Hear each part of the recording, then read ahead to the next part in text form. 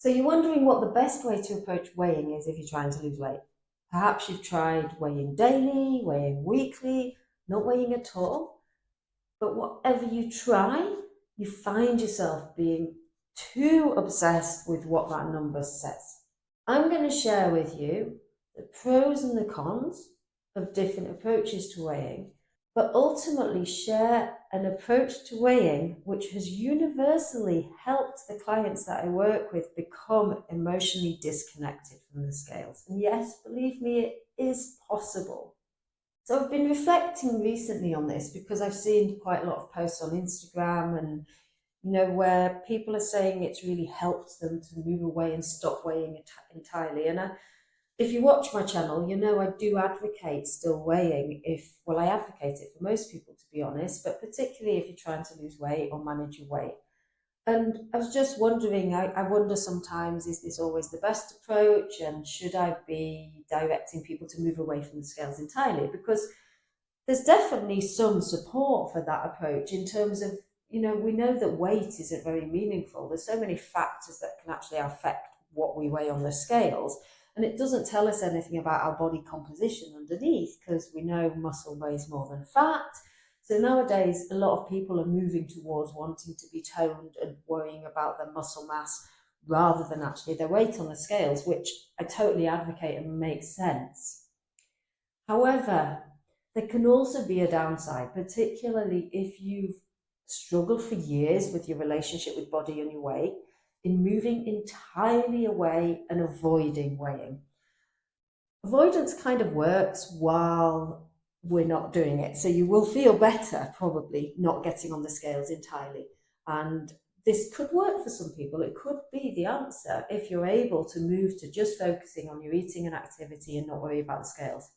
But this is likely to be very hard for you if you have been obsessed with what's going on with the scales for a number of years. If you've been going to Weight Watchers or Slimming World for years, to move away entirely for weighing will feel quite difficult. And the other downside to that is that actually often we can't avoid weighing entirely in life. So we can avoid it the majority of the time.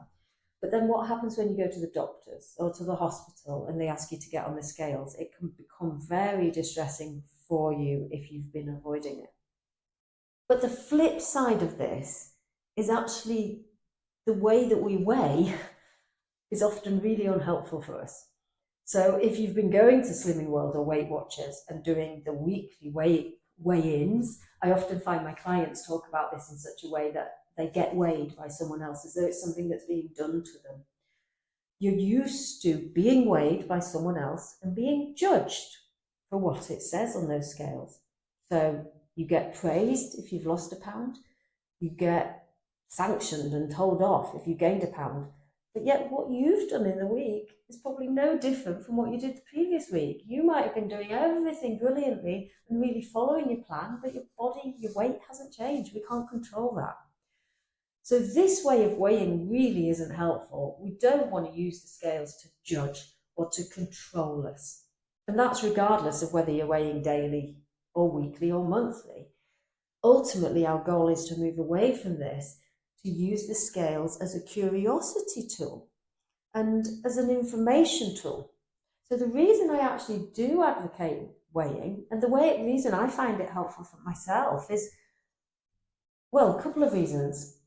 I find that actually weight is an information source. Although it's by no means perfect and there's lots of flaws with it, having some awareness of what your weight is can be helpful. It can be helpful for detecting any health issues, for instance. So if you were losing weight or gaining weight without having changed your behavior, that's a concern that you'd want to see the doctor about.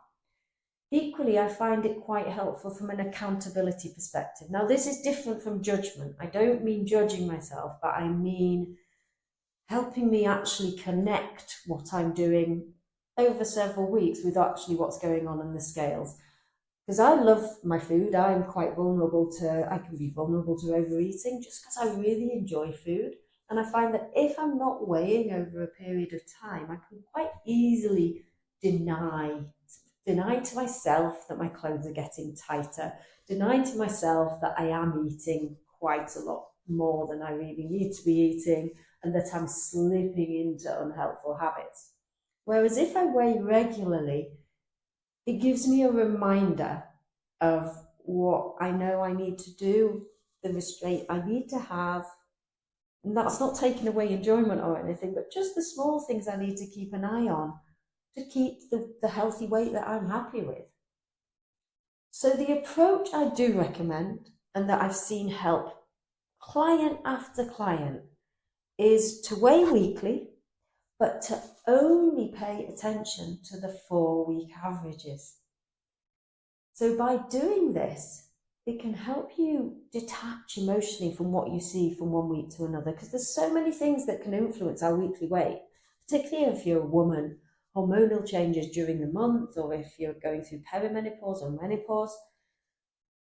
Your weight could be nothing to do with actually what you've been eating and the activity you're doing.